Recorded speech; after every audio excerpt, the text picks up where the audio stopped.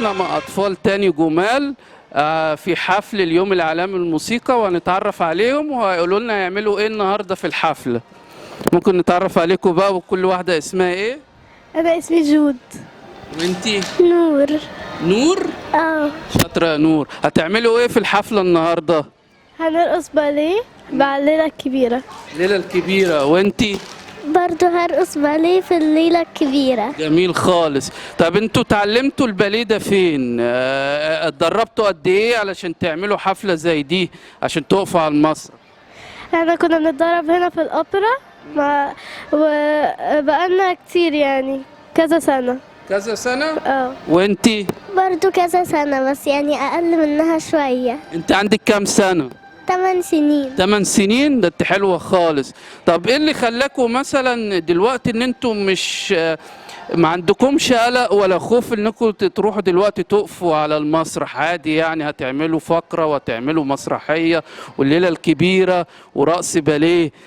ازاي تقولوا ايه للاطفال اللي زيكم اللي بيخافوا يعملوا حاجة زي كده؟ إن لازم نتدرب كويس عشان نعرف نطلع.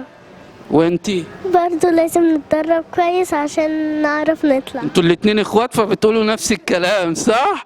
صح. طيب ايه اللي تحبوا تقولوه لكل الاطفال اللي هي ما بتحبش تستغل موهبتها في اي حاجة، ما بتحبش تتدرب ولا تلعب رياضة ولا تعمل الحاجة اللي بتحبها سواء رسم او تغني، تحبوا تقولوا لهم ايه؟ ان الحاجات دي حلوة ولازم يجربوها الأول. جميل. وانتي؟ برضو نفس الحاجة.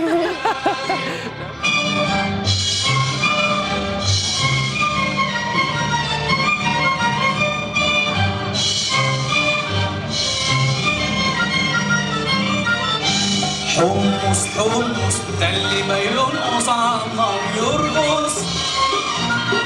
من أمام دار الأوبرا المصرية والاحتفال باليوم العالمي للموسيقى، معانا طفلة جميلة هتعرفنا بنفسها وهتقول لنا ايه اللي هتعمله النهارده. أنا اسمي سلمى محمد. هرقص على أغنية الليلة الكبيرة باليه. جميل قوي. طيب ايه في حاجات عملتيها قبل كده ولا دي أول حاجة هتقفي فيها في المسرح؟ لا عملت كتير يعني. ايه ممكن تحكي لنا لو تفتكري حاجة كده؟ لا هي رقصات يعني مش على أغاني يعني ميوزك مش حاجات. هي أنا عملت اللي هي كبيرة كذا مرة لكن الباقي كان رقصات على ميوزك يعني. جميل قوي. طيب بتحبي ايه في الميوزك؟ ممكن تراكات زي ايه، مقاطع زي ايه؟ ما بفهمش أي حاجة خالص؟ لا. طب ايه مفيش موسيقى مثلا القديمة ما بتسمعيش خالص من القديم؟ طب والجديد؟ لا جديد أكيد بسمع يعني. ايه أجنبي؟ تسمعي حاجة عربي ولا بتسمعيش؟ نص نص. بتعرفي تغني ولا لا؟ لا صوتي بشع. بشع خالص؟ يعني مقولكيش. طب انت هنا في المركز المواهب دايما مستمرة فيه؟ في انتظام؟ بقالي كتير قوي بتدرب هنا منتظمة يعني في المواعيد. طيب في وقت بقى الامتحانات او الدراسة بتعرفي تعملي برضو موهبتك ولا لا؟ لا بعرف يعني بحاول ان انا اخلي المذاكرة قبل وبعد كمان الميعاد اللي انا بيبقى التمرين، ولو حاجة مهمة بعتذر عن التمرين يعني. جميل خالص واحنا مبسوطين باللقاء معاك.